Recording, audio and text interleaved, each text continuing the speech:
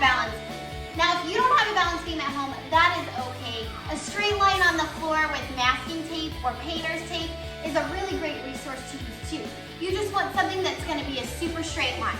Now, an actual balance beam is 4 inches wide, so if you feel like getting out your measuring tape and making a 4-inch wide balance beam, go for it. It's always good practice, and they can do a lot of drills and stuff at home using that floor balance beam. But today we're gonna start talking a little bit about how beam works, and we're gonna start with a very, very basic dismount.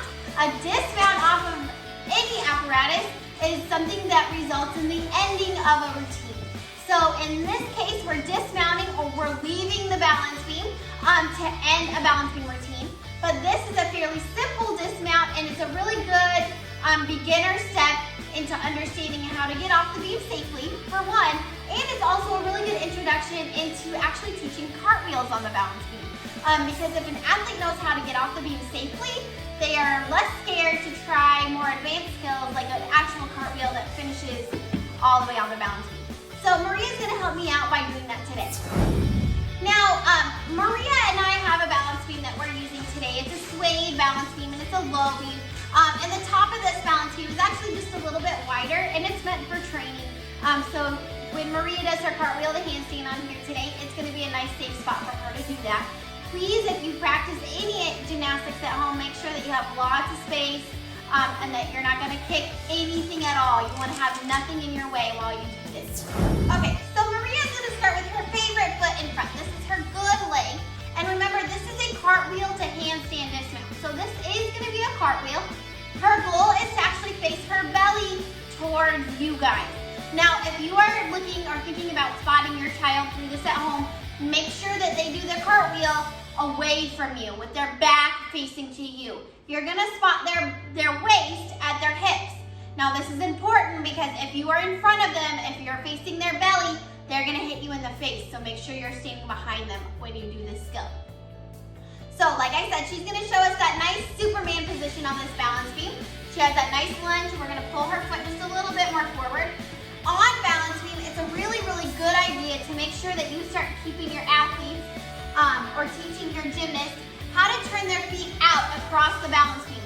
So in this case, Maria's her pinky toe is facing to the far side of the balance beam on both her front and her back foot. What that does is that keeps her hips squared and it keeps her straight on the balance beam. My secret tip about anything on the balance beam is to make sure that that belly button stays right over the middle of that beam.